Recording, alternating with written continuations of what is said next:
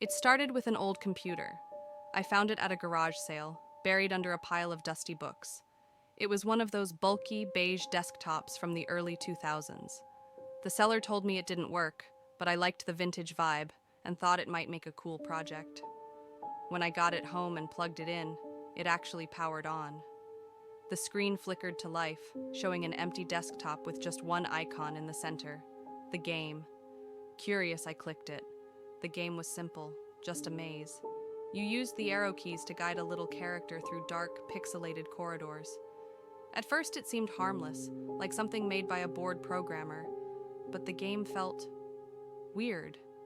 The character didn't move smoothly. It jerked forward like it was struggling. Sometimes the screen would flash static, and I swore I heard whispers when it did. I thought it was just an old, glitchy program, but then the messages started. At the end of the second maze, words appeared on the screen. "Why are you here?"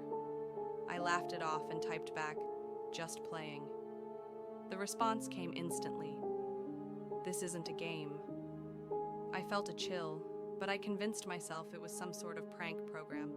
I kept going. The mazes got harder, the corridors narrowing and twisting in impossible ways. The whispers grew louder, and I started hearing footsteps, like someone walking around my apartment. At the end of the fourth maze, the screen went black. Then, text appeared. "It's your turn." Before I could react, the webcam light turned on. I froze. I hadn't even noticed the computer had a built-in webcam. The screen showed a live feed of my room, of me sitting there staring at the monitor. But then, something moved behind me. A shadow. I spun around, but there was nothing there. When I turned back to the screen, the shadow was closer, just behind my chair. I yanked the plug from the wall.